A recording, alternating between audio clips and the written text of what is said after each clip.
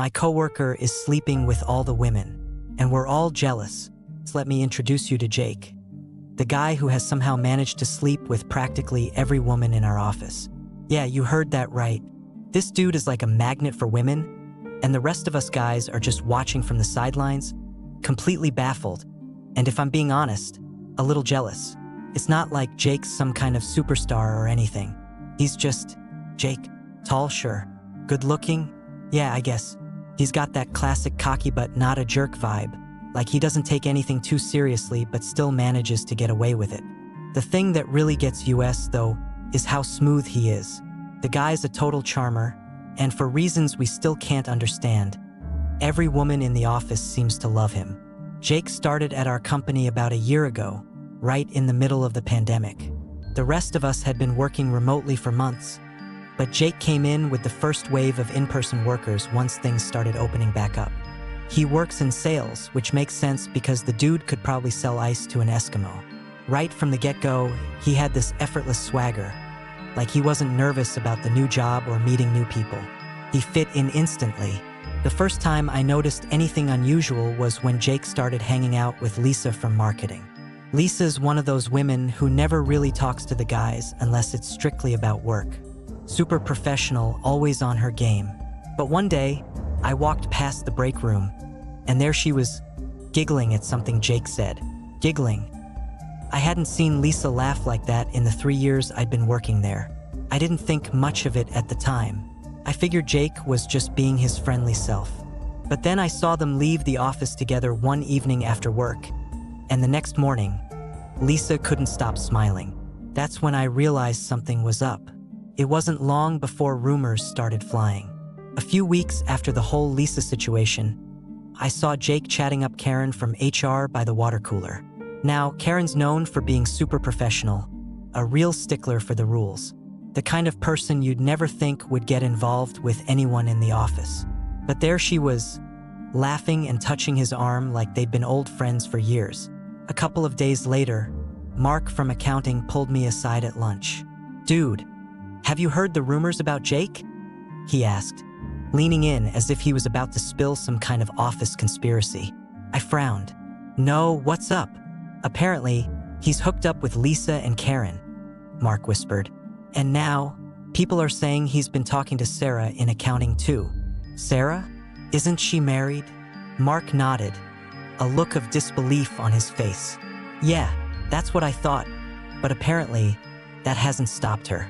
People are saying they've been hanging out after work." At first, I didn't want to believe it. I mean, Jake seemed like a decent guy, and I figured maybe he was just friendly with the women in the office. But the more I started paying attention, the more it became clear that Jake wasn't just being nice. He was actively hooking up with multiple women at work, and none of them seemed to care that they weren't the only ones. Soon, the tension among the rest of the guys started to build. Every time Jake was around, he had at least one of the women from the office hanging off his every word. And every time the guys tried to get in on the conversation, it was like we were invisible. He had some kind of magic touch, and it was getting on everyone's nerves. One Friday afternoon, a bunch of us were hanging out in the break room. Me, Dave from IT, and Mark were sitting at the table, talking about the latest project deadline, when Jake walked in with Sarah from accounting. She was laughing at something he said, her hand casually resting on his arm. As they passed by us, Jake gave a nod. "Hey guys, what's up?" he said, flashing that easygoing smile. We mumbled our greetings, but after they walked away, Dave shook his head. "Man, how does he do it?" Dave said, sounding both impressed and frustrated. "It's like every woman here is under his spell." Mark grunted. "Yeah, no kidding. Sarah's married, for crying out loud. And did you see Lisa the other day? She couldn't keep her eyes off him." I nodded. "It's like he's some kind of chick magnet. I've never seen anything like it, and he's not even trying." Dave leaned forward, lowering his voice. "You think he's gonna get in trouble for this? Like, if management finds out he's sleeping around, that's gotta be some kind of violation, right?" Mark shrugged. "Maybe, but who's gonna report him? The women seem to love him, and it's not like anyone's complained." One night after another work happy hour, A few of us decided to grab drinks at a nearby bar. Jake, as usual, had left early with another woman. This time, it was Angie from sales. The rest of us, though, were sitting around trying to figure out what made him so irresistible. "I don't get it," Mark said, taking a sip of his beer. "He's not even that good looking. I mean, yeah, he's got that whole tall, dark, and handsome thing going on, but it's not like he's some male model." "It's not just looks, though," Dave chimed in. "It's his attitude. He's got this confidence, but it's not over the top. Women love that." "Yeah, but we're confident too, right?" I asked, feeling a little defensive. "We're all decent guys. It's like he's got some kind of secret sauce that we're missing." Mark sighed. "Maybe it's just that he doesn't care. He's not chasing after them. They're chasing him." It was true. Jake never seemed desperate or needy. He didn't hit on women in a creepy way or act like he was trying too hard. He was just there, with his laid-back attitude, his smooth conversation, and that damn smile. After a few more weeks of Jake's antics, the tension among the guys hit a breaking point. It was during another work happy hour that Dave, after a couple of drinks, finally decided to confront him. We were all sitting outside on the patio of the bar, and Jake was, as usual, surrounded by a group of women, effortlessly keeping them entertained. After a while, Dave stood up and walked over to Jake, who was in the middle of telling a story that had the women laughing. "Jake, man, can I talk to you for a second?" Dave asked, his tone light but clearly serious. Jake looked up, a little surprised, but smiled. "Sure, Dave. What's up?" Dave motioned for him to step aside, and the two of them walked a few feet away from the group. "Look, I'm just gonna come out and say it," Dave began, crossing his arms. "You've been hooking up with all the women in the office, and it's kind of messing with the rest of us. I mean, how are we supposed to compete with that?" Jake raised an eyebrow, looking genuinely surprised. "Wait, what? I'm not trying to mess with anyone, man. I don't know. I get along with people, that's all." "Yeah, but it's not just getting along," Dave pressed. "You're sleeping with half the office. It's making things awkward for the rest of us." Jake ran a hand through his hair, clearly uncomfortable with the direction the conversation was going. "Look, I'm not trying to create problems. I didn't think it was affecting anyone else. I guess I don't know, I have fun. It's not that serious." Dave sighed, shaking his head. "That's the problem. It's all fun for you, but the rest of us are stuck watching from the sidelines." The confrontation didn't really change anything. Jake continued doing what he always did, flirting, charming, and hooking up with different women in the office. But the tension between the guys and him never quite went away. The women, for their part, started to get wise to Jake's game. Eventually, rumors started circulating about how he had been with multiple people, and things became a little more awkward. You'd see women whispering to each other or giving each other knowing looks when Jake walked by. It wasn't long before the office's social dynamics became a bit fractured, with some women clearly avoiding him while others still flirted shamelessly. As for us guys, we just stayed on the sidelines trying to figure out what we were missing. Maybe Jake's secret really was just confidence, or maybe it was dumb luck. Either way, the dude had managed to completely change the vibe at work, and we were left wondering if we'd ever crack the code. Part 2. Let me tell you, things at the office have gotten worse, and it's all because of Jake. The smooth-talking, effortlessly charming guy who once had half the office wrapped around his finger is now at the center of a complete disaster. If you thought the jealousy and tension were bad before, buckle up, because this story has gone from office gossip to full-blown drama. It didn't happen all at once. At first, Jake kept doing his thing, flirting with whoever was nearby, making the women laugh, while the rest of us guys just stood around, pretending it didn't bother us. But the cracks in the office dynamic started to show. The first sign something was up came from Lisa in marketing. She'd been one of the first women Jake got involved with, and after that, he moved on to Sarah from accounting and Angie from sales. It wasn't long before the rumors started flying, but what nobody saw coming was how messy things would get. I was at my desk one afternoon when I overheard Lisa venting to someone on the phone. Her voice was low, but the frustration in it was impossible to miss. "I can't believe he's doing this," she hissed. I trusted him. He told me it was just me and him. Now I find out he's seeing Sarah and Angie? This is ridiculous. Lisa wasn't the type to let people see her angry, but when she walked past my desk later that day, her jaw was clenched tight, and she shot Jake a look that could have frozen over the Sahara. It wasn't long before Sarah started acting weird too, avoiding eye contact with Lisa and Angie during meetings, making excuses to work from home more often. The women weren't talking, and it was clear that tension was bubbling beneath the surface. It didn't take long for the whole office to split into two groups. On one side, you had the women who had been involved with Jake, Lisa, Sarah, and Angie, who had gone from friendly coworkers to barely being able to stand each other. The rest of us, including the guys, could feel the icy atmosphere. The other side was made up of people who hadn't gotten involved but were definitely aware of the situation. I caught Karen from HR talking with Melissa from accounting one day, their voices hushed. "I knew Jake was trouble the minute he walked in here," Karen said, shaking her head. "But I didn't think it'd get this bad. Now we've got 3 women barely talking to each other because of him." Melissa leaned in closer, glancing around like she was worried someone would hear. "Did you hear what happened last Friday?" Lisa saw him talking to Angie after work and completely lost it. Apparently, they got into it right there in the parking lot. I raised my eyebrows, pretending not to listen while sipping my coffee. This wasn't just office gossip anymore. Things were officially falling apart. What had started as harmless flirting had turned into a full-blown problem. The dynamic was wrecked. Tensions boiled over one Friday at our weekly happy hour. We were all at the usual spot, a low-key bar a few blocks from the office, trying to unwind after a long week.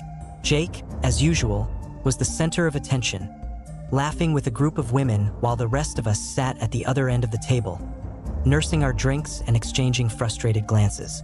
Lisa was there too, but she wasn't laughing. She sat with her arms crossed, her eyes locked on Jake as he flirted with Angie. Sarah, meanwhile, was sitting in a corner, looking like she'd rather be anywhere else. I could see it coming, the storm, and then it hit. Lisa slammed her glass down on the table, the sound cutting through the noise of the bar. "Are you kidding me, Jake?" she spat, loud enough for the whole table to hear. The laughter stopped instantly. Jake looked up, startled. "What?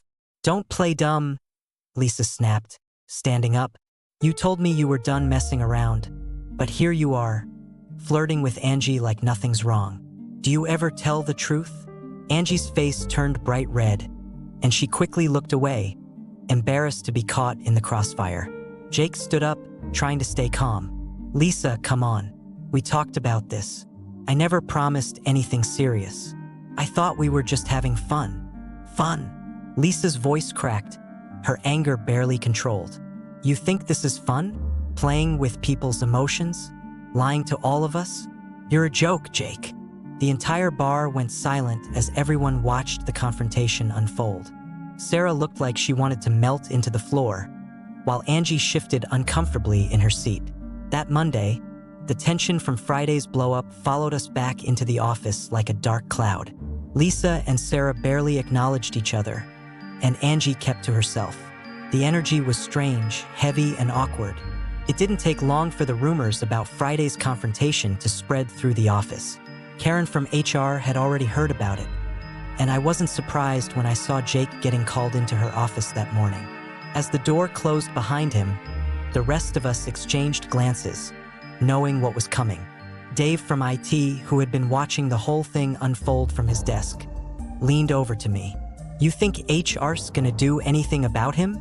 I shrugged, trying to play it off, though I had my own doubts. "Honestly, man, I don't know. He hasn't done anything illegal, but the office is a mess now. If HR doesn't step in, this place is gonna implode." Later that afternoon, Jake emerged from Karen's office, looking more subdued than I'd ever seen him. He didn't meet anyone's eyes as he walked back to his desk. Whatever Karen had said to him, it had clearly rattled him. From that point on, Jake wasn't the same. The once charming, confident guy who seemed to have every woman's attention had been deflated. He kept to himself, avoided socializing at work, and rarely came to happy hour anymore. It was obvious that he was trying to lay low, but the damage had already been done. A few weeks later, things finally came to a head. The office was holding a quarterly all-hands meeting. Steve, our boss, was going through the usual PowerPoint slides talking about sales figures and growth projections. But you could feel the tension in the room. It was thick, like everyone was just waiting for something to snap. That something was Lisa. About halfway through the meeting, as Steve was droning on about client retention, Lisa suddenly stood up. She didn't raise her hand, didn't wait for permission to speak. She just launched right into it. "I'm sorry, Steve, but I need to say something." The entire room went dead silent. Steve looked thrown, like he wasn't sure if this was a joke or not. Lisa, is it something we can talk about after the meeting?" "No, it's about Jake," Lisa said, her voice sharp, her face flushed with anger. "I think everyone in this room deserves to know the truth about what's been going on." Steve paled. You could practically hear his internal screaming as he realized he was about to lose control of the meeting. "Lisa, this isn't really—" "I don't care," she interrupted, glaring at Jake, who was sitting stiffly, his face blank. "Jake's been lying to all of us. He's been hooking up with multiple women in the office and making promises he never intended to keep. He's turned this place into a soap opera, and it's affecting everyone." Everyone in the room froze. Sarah looked like she might faint, while Angie's face was beet red. Jake, to his credit, stayed quiet, though his jaw was clenched so tight it looked like it might crack. Steve tried to recover. "Lisa, I think we should handle this privately." "No, Steve," she said, her voice trembling with frustration. "We've all been handling it privately for too long. Jake's behavior has hurt a lot of people, and it's time something's done about it." After the meeting, Jake was called into HR once again, and this time it didn't feel like he was getting off with a warning. The rumors spread fast. Jake had been formally reported for creating a hostile work environment. Whether he realized it or not, his time at the company was ticking down. The women in the office, meanwhile, were done. Lisa stopped interacting with Jake completely.